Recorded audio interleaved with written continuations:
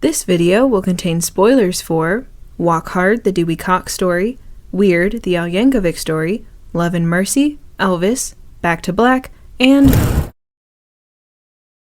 Earlier this year, it was announced that a series of 4 films would be released in 2027, each focused on a different member of the Beatles.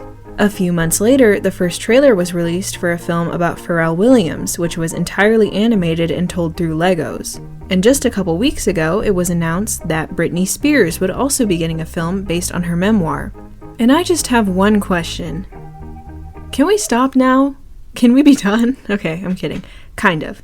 Although biopics have always been a recognized genre of film, they have absolutely exploded in popularity in recent years. Everyone you could possibly think of is getting a biopic, from Michael Jackson to Bob Dylan. No one's safe. Although a lot of these films have been extremely successful, both commercially and critically, the genre has also drawn a lot of criticism for a number of reasons. The world of musical biopics is one that I am frankly obsessed with, and one that I would consider myself intimately familiar with. I have a lot of thoughts. On one hand, I think the entire genre is uninspired at best and extremely exploitative at worst, but on the other hand, my favorite movie is a biopic, so take everything I say with a massive grain of salt. A lot of what I'm going to say in this video is my opinion, and it's really not worth getting upset over. Like, I'm dumb. I've selected 7 biopics that I will be reviewing one by one, and then we're going to take a look at what these films say about the genre as a whole. The good, the bad, and the queen. Yes, it's funny every time. Also, in case it wasn't already obvious, this video is focusing on musical biopics only. I won't be covering any movies about historical figures like Napoleon or Oppenheimer, films about athletes like I, Tonya, It only a movie, or Eddie the Eagle, or films about brands like Air or Tetris. But before we start diving into these films, let me first explain what exactly a biopic is, why they're so popular, and, most importantly, the formula these movies tend to follow. So what is a biopic? A biopic, or biographical picture, is a film about the life of a particular real-life person, in this instance, a famous musician. The movie will cover important events in their life and career, and the goal is usually to appeal to both die-hard fans of the artist and new audiences who may not be as familiar with their music and their story. Biopics are not immune to criticism, especially as they become more and more ubiquitous, and a big criticism these movies tend to get is that they're extremely formulaic, they're bland, they're boring. That's why they're so quick and easy to make, because they usually don't need a big budget, and also because there's a formula they all follow. I already laid out this formula in a previous video, but I'll repeat it here. A talented musician becomes extremely famous, but oh no, their fame has led them down a self-destructive path of drug addiction and probably also being a little bit of a slut. They're being manipulated by someone in their life, probably a manager, romantic partner, or both, and they're alienating the people who really care about them. After hitting rock bottom, usually through some near-death experience, they turn themselves around and the movie ends with a bunch of text explaining what ended up happening to everyone. Now, I do recognize that a lot of famous musicians probably have a lot of shared experiences. A lot of famous musicians do struggle with addiction or have conflicts with their management. And just like any other genre, biopics have certain tropes, that's just the way it is. But it is kind of ridiculous that a lot of these movies about wildly different figures hit so many of the same story beats. But outside of the plots of these movies, here's a brief list of the common elements that a lot of these movies have. Number 1, troubled productions. Maybe troubled is a bit strong, although it's certainly true in certain cases. For whatever reason, a lot of these biopics will languish in development hell for years or even decades before actually getting off the ground. Number 2, music. A movie about a musician will always feature a soundtrack composed of that musician's greatest hits. This is honestly because a lot of the time, the filmmakers are banking on the popularity of that person's music to draw in audiences. Some biopics will even release sing-along versions in theaters. In these films, you'll most likely see the genesis of the artist's greatest hits. We'll see what inspired them to write a certain song, or what the songwriting process was like. Sometimes the actors in the film will record their own vocals for the soundtrack, sometimes they will not, and they'll just lip-sync along to the original. Number 3, acting. A lot of the time, the casting process for these films is very thorough and extensive, and if you watch enough of these biopics, you'll notice that whoever has been casted in the lead role is acting as hard and as good as they can. Not only will they be acting to the best of their ability, but they will also be striving to capture the real person's appearance, voice, and mannerisms as closely as possible. Sometimes a little too closely. They'll learn to sing and or dance and or play an instrument the way the subject of the biopic did. I think the reason for this is because there is now a precedent that if you play a real person in a biopic well enough, you'll win an Oscar, or at least be nominated. Number 4, Oscars. Biopics win a lot of Oscars. There's no straight answer for why this is. I think part of it is because, like I said, there is a lot of acting involved, and it's easy for Academy voters to judge a performance when they have the real person to compare it to. Throughout this video, I'll be talking about the Oscars a lot, not necessarily as a measure of quality, but as an indicator of how well a film was received and the cultural impact it had, or still has. I'm kind of using the Oscars to represent awards and accolades in general, because if I took the time to go over the Golden Globes and the SAG Awards and the Brits and the Emmys, it would get super confusing and take forever. Number 5, historical inaccuracy. A lot of these films will exaggerate, rearrange, or otherwise alter real events to better suit the narrative or tell the story. If you're a big fan of the artist the film is about, I can understand why this would be annoying, but I personally don't have a huge issue with the more minor historical inaccuracies in these movies. My issue is when these inaccuracies are used to craft a false narrative or create misconceptions about real people. To me, there's a big and important difference between inaccuracy and dishonesty. And I'll expand on that later in the video, but for now I want to bring your attention to a film that was truly ahead of its time. A film that almost killed the biopic genre a decade before its revival and subsequent surge in popularity. A film that a lot of the filmmakers behind more modern biopics probably haven't seen. Walk hard. Walk Hard, the Dewey Cox Story is a biopic about the fictional rock star Dewey Cox, released in 2007, directed by Jake Kasdan and starring John C. Reilly as Dewey Cox. The film was created specifically to parody the biopic genre. The character and story of Dewey is meant to be a composite of many different real people and events. While it is a comedy, the tone of the movie is meant to evoke those Oscar bait dramas. Walk Hard is directed and shot exactly the same way as any other run-of-the-mill biopic.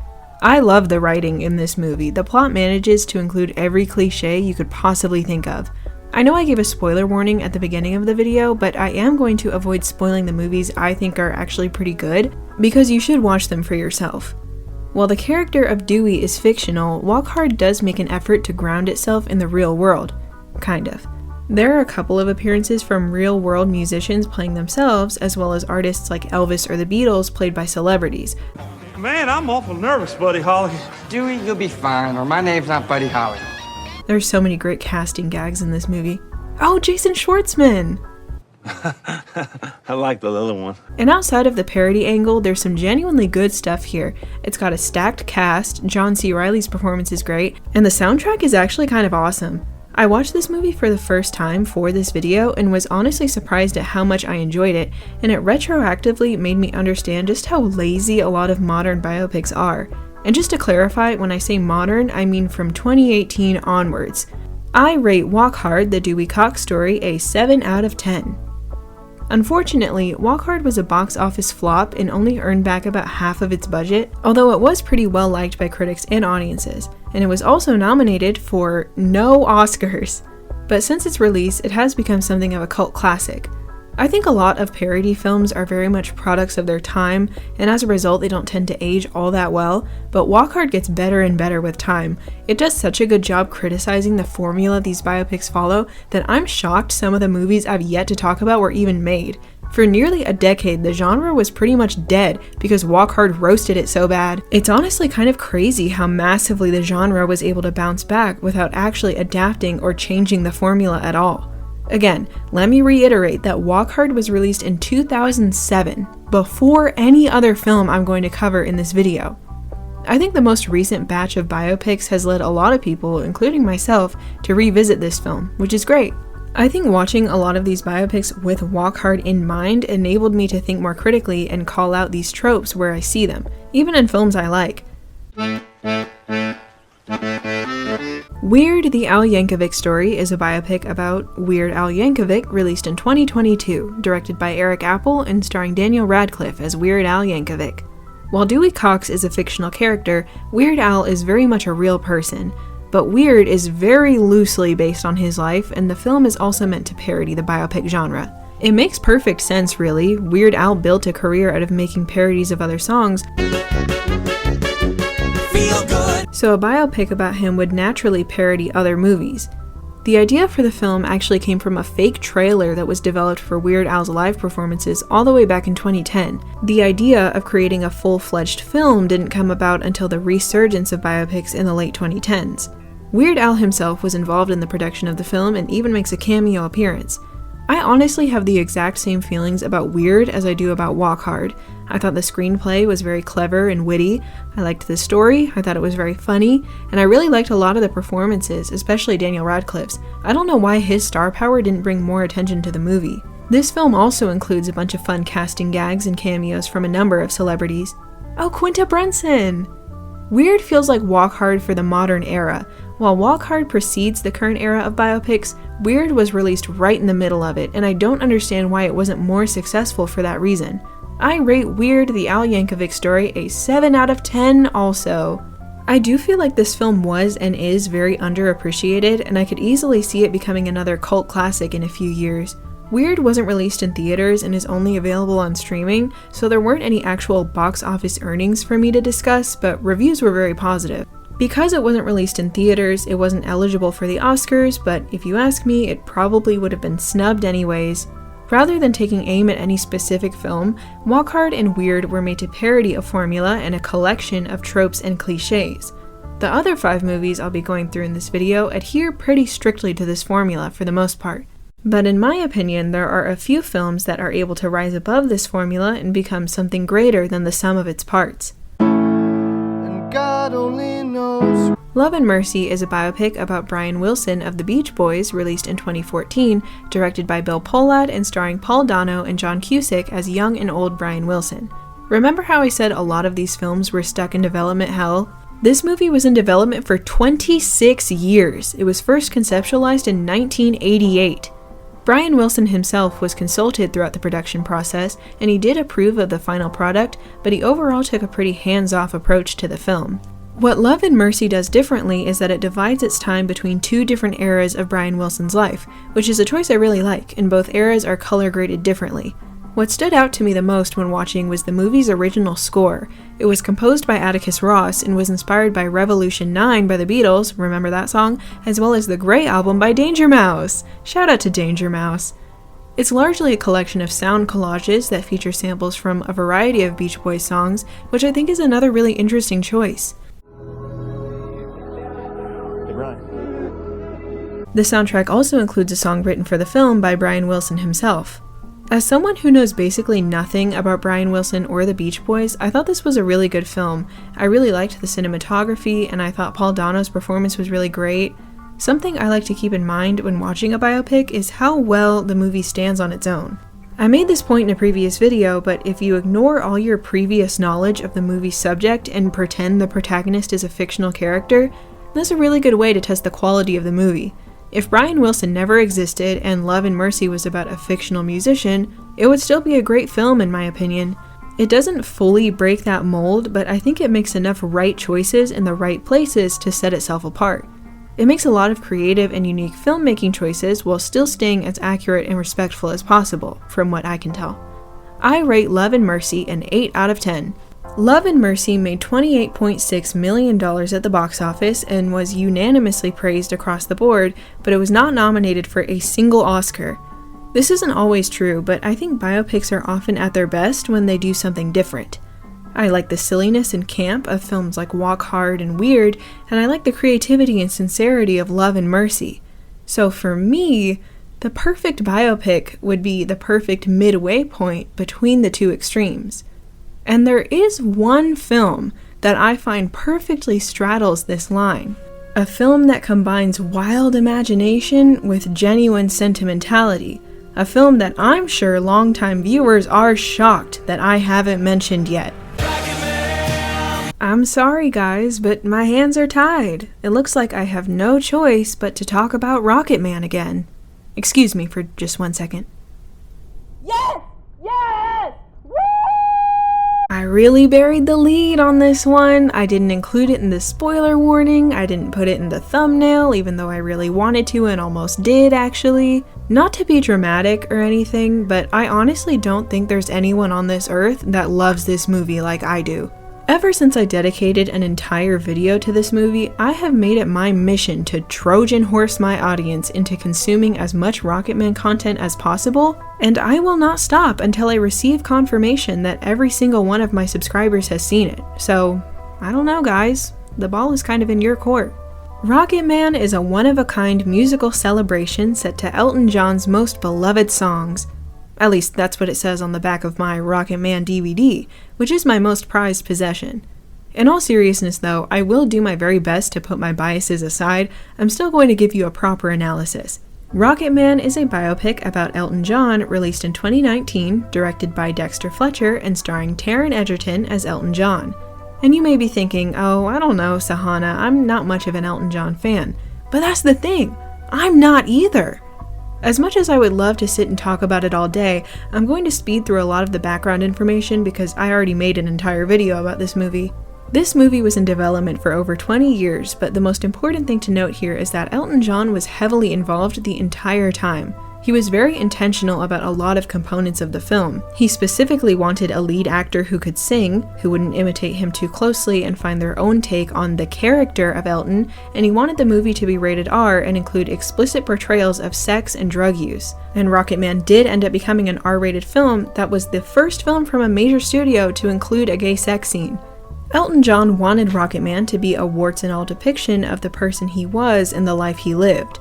Rocketman is not a traditional biopic in the sense that it strives to be a by-the-book retelling of Elton John's life. Rocketman is supposed to be a fantasy. This was always the case, just look at the taglines. The entire story is being told by Elton in-universe, who is clearly established to be an unreliable narrator, and we see the reality of different events in his life distorted by his imagination, which becomes more and more extreme as he becomes more and more dependent on his various addictions. And this imagination is conveyed to the audience through musical numbers. I could probably do a whole video on just the musical numbers alone, because I know y'all would love to hear me talk about Rocketman again. Let me know if that's something you want to see, but I will be doing it regardless. And you may be thinking, oh, I don't know, Sahana, I'm not much of a musical person. And that's the thing, I'm not either! The songs in Rocketman feel like they were chosen for each specific scene rather than being included to fill a quota of greatest hits. I mean, you definitely get those greatest hits like Tiny Dancer and I'm Still Standing, but you also get Take Me to the Pilot and Sorry Seems to Be the Hardest Word. Like, they put Pinball Wizard in this movie. They didn't have to do that. The songs in this film are all performed by Taron Egerton and are also really, really good in my opinion. The musical numbers throughout the film are often a departure from reality and they're meant to reflect Elton's mental state. The big, dramatic, extravagant nature of them are perfectly suited to who we know Elton John to be. Some of them are very campy and silly, and some of them are very serious and sad. They're also chock full of really interesting visuals and film techniques. And I also think they act as kind of a bulletproof vest against criticisms of the film's historical inaccuracies. Like, this movie has Elton singing The Bitches Back as a duet with his younger self. And I don't think that really happened. Because the movie is formatted as a musical and marketed as a fantasy, there's already a much higher suspension of disbelief. So it shouldn't be surprising to anyone that this movie isn't a 100% accurate retelling of the way things happen in real life. And, to verify, I read Elton John's autobiography. Well, I listened to the audiobook, because I don't know who this narrator is, but he's doing a great job. He should really get into voice acting. Anyone who has watched my videos or spoken to me for like 5 minutes knows how much I love this movie. I love the way the movie is directed and edited. I love the music. I love the cast. Taron Egerton's performance as Elton is one of my favorite acting performances of all time. But more than anything, I love the story and the messaging of it. Rocketman is a great example of a biopic that stands on its own. If Elton John never existed and this movie was about a fictional musician, it would be just as good. Rocketman is so much more than just a movie about Elton John. It has some really compelling drama and a real heart at its center. There's a humanness to it that I just don't feel from a lot of other biopics. It's a movie about childhood trauma, friendship, queerness, addiction, self-hatred, self-love. If you haven't watched this movie yet, literally what are you doing? Besides watching this video, I guess. And I'll be the first to admit that it isn't perfect. There are parts of it that I think are kind of dumb. It takes a few liberties that I don't think it should have. It still follows that old, tired formula right down to the text at the end. There are some motifs and metaphors throughout that are pretty heavy-handed. But I find this movie to be very emotionally powerful, very original, and very unique. It's written, directed, and acted very well. And outside of its personal significance to me, I genuinely think it is one of the best films to come out of this genre. I love Rocketman so much. It's beautiful, it's incredible, it changed my life. 8 out of 10. Rocketman grossed $195 million at the box office and received positive reviews from both critics and audiences, although I think it got a fraction of the attention and celebration it deserved.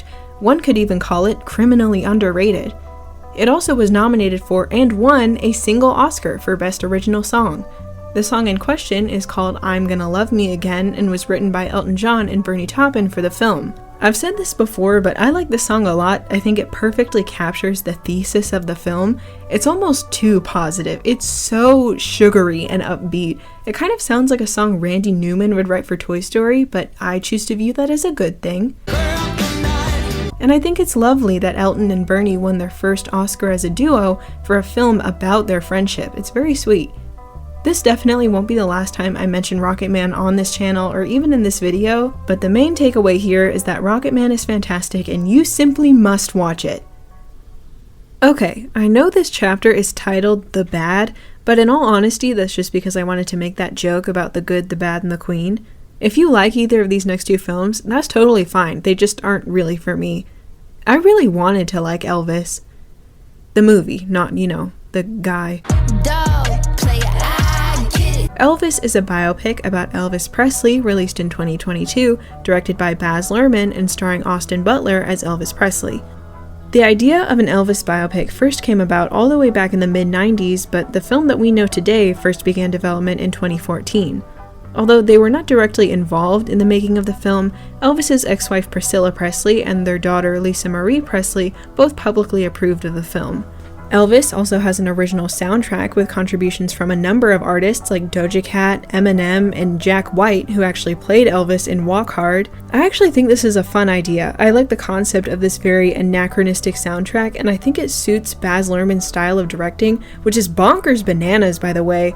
I haven't seen any of his other films, but from what I understand, this is just kind of how he operates. The aesthetic and pacing of this movie is insane. I was exhausted by the time the credits started rolling. But this is another choice that I actually liked. It feels like you're stuck in a flashy, loud casino. It fits the idea of Elvis. That being said, Austin Butler's performance was far and away the best part of the movie, obviously. His performance is probably the best in this entire video in terms of embodying the biopic subject. His singing is great and he's really able to sell you on the idea that he is this rock legend and sex symbol, which can't be an easy thing to do. I really liked him in this movie. Did not like Tom Hanks. I thought he was casted as like a Forrest Gump reference. Biopics will do that sometimes, not just parodies like Walk Hard or Weird, but biopics that actually take themselves seriously will sometimes cast an actor in a small role as like an in-joke. I really thought his role was going to be a lot smaller than it was. He is in so much of this movie. I don't want to spend any more time on the Tom Hanks of it all because everyone has already given their 2 cents on it, but he honestly made this movie borderline unwatchable for me. What's weird about Elvis, the film, is that it feels like too much and not enough at the same time. I feel like at this point, Elvis Presley is less of a man and more of a legend. He was and still is so insanely famous that in the modern day, he feels more like a character or a fixture of pop culture than a real person. And this film is so preoccupied with the glitz and the glamour that it doesn't really sink its teeth into who Elvis really was. And isn't that what a film like this is supposed to do? Elvis Presley is such a perfect person to make a movie about because his legacy has become so complicated. People have been looking back on his career and his personal life and scrutinizing a lot of the things he did. He co-opted a primarily black genre of music and became unimaginably successful from it. He started dating his wife Priscilla when she was 14 and he was 24. These are things that, understandably, a lot of people are going to take issue with. But I wanted to see how these things happened. I wanted to look inside the mind of the man who made those choices. But the film seems afraid of dissecting any of Elvis's more serious flaws. This is what I was getting at earlier with the difference between inaccuracy and dishonesty. You want to tell me that Elvis fired the Colonel on stage when he didn't? I don't care. You want to put a big fat Doja Cat needle drop in a scene set decades before she was even born? That's fine. But if you try to tell me that Elvis was someone he wasn't, I'm not going to be okay with that. According to this movie, Elvis was stuck under the Colonel's thumb and was manipulated and exploited his entire career, which I don't doubt, but I think focusing so heavily on this relationship and presenting Elvis as ultimately well-meaning but misguided by the Colonel's influence is kind of taking the easy way out. It removes his agency and any accountability for the things he did. And I know I keep saying this, but here's another point I'll be bringing back later. The majority of audiences don't know any better. Maybe they're only casual Elvis fans, or they don't know who he was outside of his music, or they don't know anything about him at all and are only watching for Austin Butler. The point is, whatever you tell them, they will take you at your word, regardless of whether or not it's actually true. I think Elvis Presley's current reputation raises a really interesting question of how much an audience is willing to overlook or even forgive because they like a person's music. I think if the film had presented the true nature of Elvis as a person, both good and bad, and then allowed you as the viewer to draw your own conclusions, then it would have been a much stronger and more memorable film in my opinion. I guess I just wish Elvis spent more time on Elvis the man rather than Elvis the legend.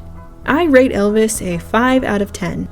Elvis grossed $288 million at the box office and got mixed to positive reviews, although Austin Butler's performance was pretty much universally acclaimed.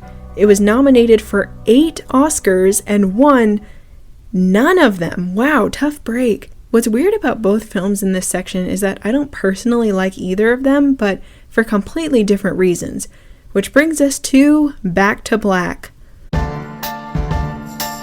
Back to Black is a biopic about Amy Winehouse, released in 2024, directed by Sam Taylor Johnson and starring Marissa Abela as Amy Winehouse. Going into these biopics, Back to Black was the only one whose subject I was already a fan of, and as a fan of Amy Winehouse, I was opposed to the entire concept of this movie, especially after I found out Sam Taylor Johnson would be directing.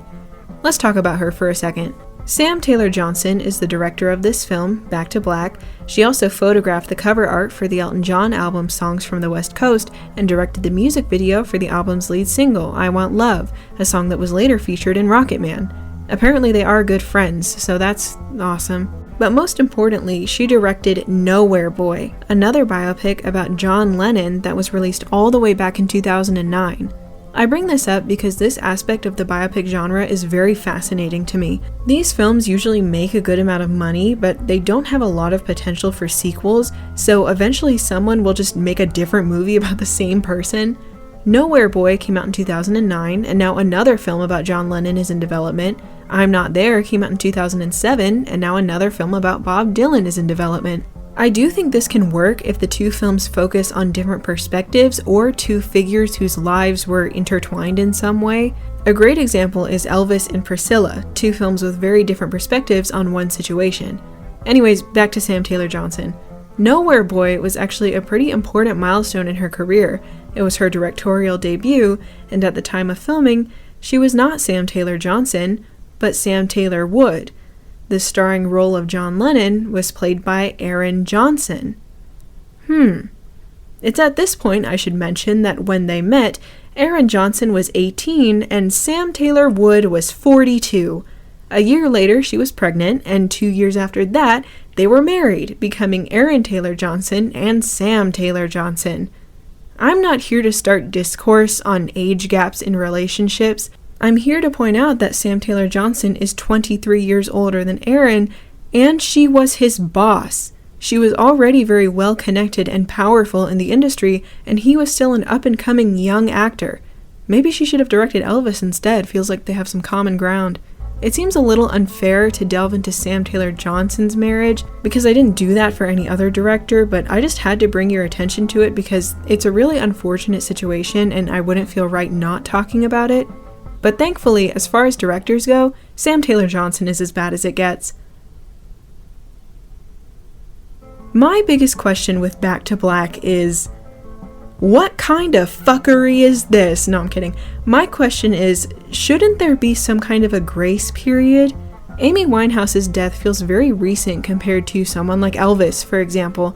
I don't know how long is long enough to wait to make a movie like this, but in the case of Amy Winehouse, the people and circumstances that led to her death are still alive and in place. This movie just feels very disingenuous and unnecessary. The press was a huge factor in her struggle and in her death, so a big budget film from a major studio feels all wrong. And we don't need to see a recreation of Amy reacting to Tony Bennett reading out her name at the Grammys. We saw it happen. In the grand scheme of things, her rise and fall was not that long ago. Point is, I was not excited for this movie, but despite my reservations, I was determined to see the bright side. It's not fair to write off the movie just because everything about it looks bad and dumb. Maybe this movie will actually be good. I just wanna grip your body over mine. Oh. I think a lot of people tend to regard actors who sing over actors who lip sync, but I don't really think that's always fair. I think it just depends on the subject of the biopic. For example, there are tons of people who have made careers out of impersonating Elvis, so whoever plays him in a movie should also impersonate Elvis and sing the songs themselves, right? On the other hand, take Taron Egerton in Rocketman. He was told by Elton John not to imitate him too closely, so he didn't. But a voice like Amy's is hard to imitate without coming across as a mean-spirited caricature, and I really think Marissa Abela should have just lip-synced in the movie. I feel like every time I see a video of the singer Ray, someone in the comments will inevitably be like, she should have played Amy Winehouse. And I think that's kind of missing the point, even though I get where they're coming from. Ray should not have played Amy Winehouse, because nobody should have played Amy Winehouse, because this movie shouldn't have even been made, in my opinion. Back to Black is just competent enough in terms of directing, editing, and acting, but there's nothing special here from a filmmaking perspective. The movie's biggest issue is its story and its treatment of the real people involved. Listen, I know that my audience is quite small, but I am posting these videos on the internet where anyone can see them, and although they are very slim, the chances of any of the people I talk about seeing my videos are never zero. So I try to be pretty tame with what I say, and even so, like, if Taron Egerton saw the stuff I said about him in these videos, I'd have to change my name and, like, move to a different continent. So I am going to say this in the nicest, kindest, politest way I possibly can. Mitch Winehouse is a rat bastard. He absolutely exploited his daughter and her fame for his own gain, even though he knew full well the damage it was doing to her. And now she's dead, and he's still making money off her music and her name. This movie's dedication to making Mitch a sympathetic character who was trying his best to keep Amy on the right track is really gross to me.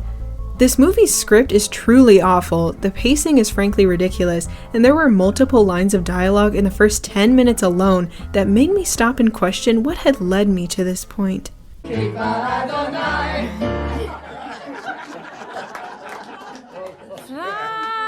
me to the moon. Happy birthday, dear Grandpa.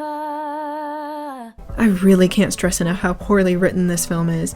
A huge portion of Back to Black is dedicated to her relationship with Blake Fielder Civil, which, to be fair, was a big part of her life, but in this film, Amy is defined by the men around her, either her father or her romantic partner. The film quite literally ends in a way that implies Amy died because Blake moved on and had a baby with another woman. I'm not exaggerating. And her addictions and eating disorder is handled in a way that I hate it. Trigger warning for discussion of eating disorders. I'm not going to go in depth, but if that isn't something you want to hear about, skip to this timestamp. Part of the reason I love Rocketman so much is because of its depiction of Elton's suicide attempt and his eating disorder.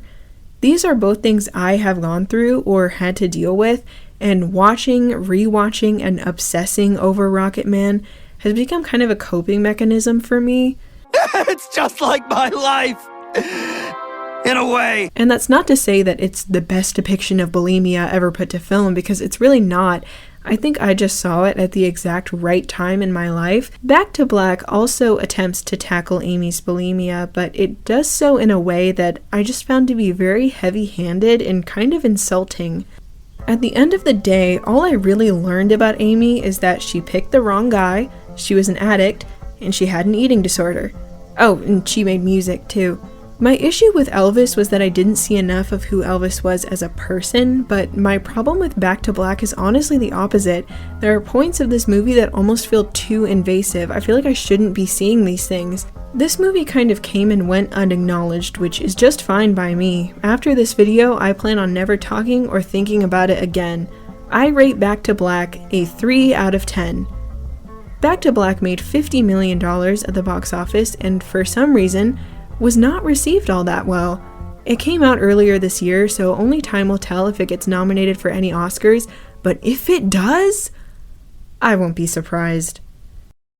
Before we get to the next section of the video, I would like you to know something. If this is the first video of mine you're seeing, I should let you know that I am usually a pretty even-keeled individual. I'm calm, I'm soft-spoken, I'm hinged. I feel the need to tell you this because in this next section, I am going to lose the ability to be any of those things, because there is one film that I have yet to mention, a film whose mere existence bewilders and enrages me, a film that is solely responsible for the assembly line of bland, unoriginal, exploitative biopics that we are constantly being subjected to. I'm sorry guys, but my hands are tied. It looks like I have no choice but to talk about Bohemian Rhapsody again.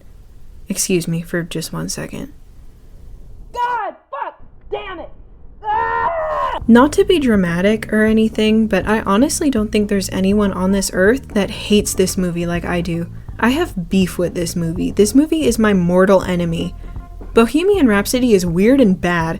It previously took me nearly 2 hours to explain just how weird and bad it is, and I still feel like I barely scratched the surface.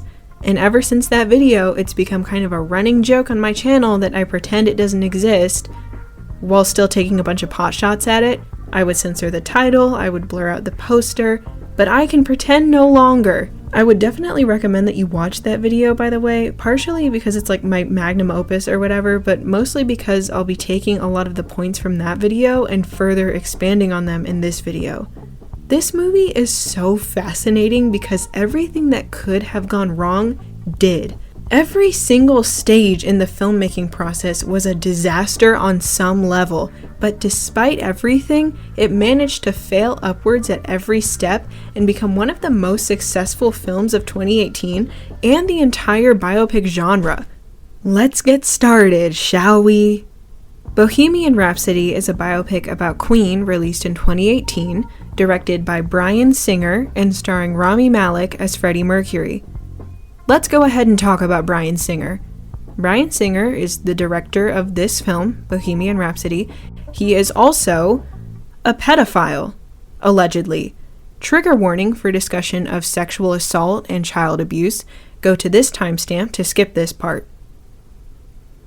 For over 20 years, Bryan Singer has been the subject of a litany of very, very serious sexual misconduct allegations, primarily from underage boys.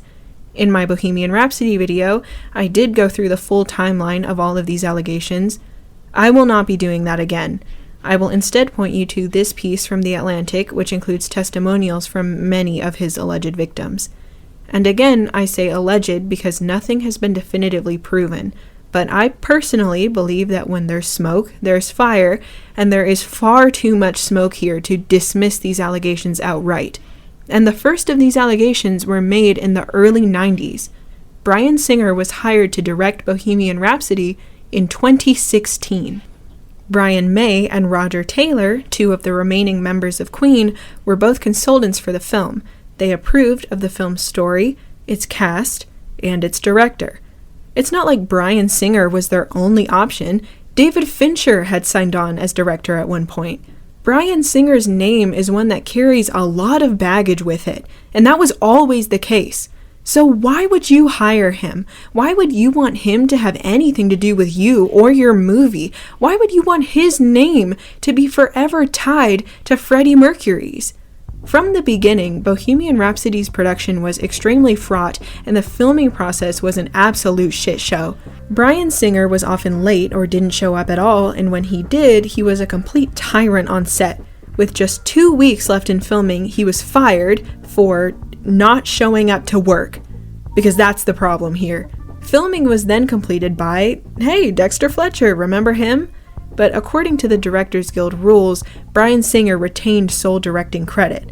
I already made this point in my Bohemian Rhapsody video, but you can't separate this movie from its director. This is Bryan Singer's film, and it's his most successful film, even though everyone involved knew the kind of person he was and the things he's been accused of. There is no universe in which this movie would have been good enough to warrant the decision to hire Bryan Singer. But the final product we got, oh my god! The film is so fucking ugly, inside and out. The visuals are basic, bland, and boring when they're not insanely incompetent, not to insult cinematographer Thomas Siegel, who essentially had to step up and direct the film when Bryan Singer wouldn't show up. The editing is a fucking mess. The soundtrack is nothing more than Queen's greatest hits placed throughout the runtime with no regard for tone or narrative cohesion, and I think Rami Malek's fake teeth look stupid. But in all fairness, it's not like the movie has zero redeeming qualities. The casting is great. The deeper you dive into this movie, the worse it gets. The way this movie chooses to portray Freddie Mercury and his story is honestly disgusting. The amount of story and character beats in this movie that are just complete falsehoods is infuriating. I can understand changing or even omitting real events to make your protagonist look better. I may not like it, I may not agree with it, but I can understand it. But not only is Bohemian Rhapsody dishonest, it's dishonest in a way that makes Freddie look worse. And, spoiler alert, but Freddie Mercury is dead. He has no say in the way he was depicted, he cannot set the record straight, he cannot defend himself. The biggest and worst instance of this dishonesty, in my opinion, is the fact that in this film, Freddie's lifestyle and behavior causes the band to split up, which did not happen. Why would you make your protagonist, who was a real person who is now dead, responsible for a conflict that never really existed? Bohemian Rhapsody turns Freddie Mercury into someone who picks fights with his bandmates and gropes waiters when that's not who he was. They play a sad song when Freddie is diagnosed with AIDS because it's supposed to be sad. But the film has no pity or empathy for him. The narrative implies that that's what Freddie gets for going to all those clubs and having sex with all those men. He's literally being slut-shamed by the narrative. It's so bizarre. Brian May and Roger Taylor partied and slept around as much as Freddie did, and they were both married. But Freddie is Mr. Bad Guy for having sex with men? Go fuck yourself. Freddie Mercury is straight up a villain in Bohemian Rhapsody. And again, this script was approved by Brian May and Roger Taylor. Let's compare their involvement in Bohemian Rhapsody to Elton John's involvement in Rocketman. Brian May and Roger Taylor were very concerned with the way they were portrayed in a way that Elton John was not. But the key difference in my eyes is that Elton John is the guy. Rocketman is about him. Bohemian Rhapsody is about Queen, sure, but it's Freddie Mercury's movie. There's a huge difference between Elton John telling you, I used to be an asshole, look at all the terrible things I did, and Brian May and Roger Taylor telling you, Freddie used to be an asshole, look at all the terrible things he did, and he didn't even do any of it. And this isn't Rocketman, this isn't even Elvis. There is no unreliable narrator within the film. Bohemian Rhapsody was sold to audiences as Freddie Mercury's story, and when you tell people that this is the truth, this is who Freddie was, they're going to believe you. They're going to internalize this horrible, horrible messaging. And a lot of people must have, because a lot of people saw this movie. It was so incredibly popular that it kicked off the revival of the formulaic, exploitative biopic. In a post-Walk Hard world, the genre had died down and the few biopics that were released in that time were departures from that formula. But now, because of Bohemian Rhapsody's success, we're being force-fed biopic after biopic, film after film. I just think it's interesting that so many of these biopics were stuck at various stages of pre-production for decades, and then Bohemian Rhapsody makes $1 billion and then boom, Rocketman, Elvis, Back to Black. But no other film has been able to escape comparisons to Bohemian Rhapsody, to the point where this film completely overshadowed Rocketman, which had the bad luck of coming out just 6 months later. Let me break this down in a way that might make a little more sense. Imagine if the first Hunger Games book had been published 6 months after the first Divergent book. And instead of the Hunger Games, it was Divergent that got the praise and the blockbuster film adaptations and the lasting relevance in pop culture. Oh, Jason Schwartzman! And instead of Divergent, it was the Hunger Games that got 3 shitty movies before being put out of its misery like a dog. And nobody wanted to read the Hunger Games because, well, we already read Divergent. It was pretty good. Aren't they kind of the same thing? You may be able to understand why that would be frustrating. Bohemian Rhapsody fails as a Queen biopic. It fails as a story about Freddie Mercury. It fails as a film on the most basic level. I rate Bohemian Rhapsody a 1 out of 10. I honestly don't think I would hate this movie with such a passion if it hadn't been given so much more than it deserved. Bohemian Rhapsody made $910 million at the box office despite mixed reviews from critics and audiences, and Bohemian Rhapsody was nominated for 5 Oscars, including Best Picture, and it won 4 of them.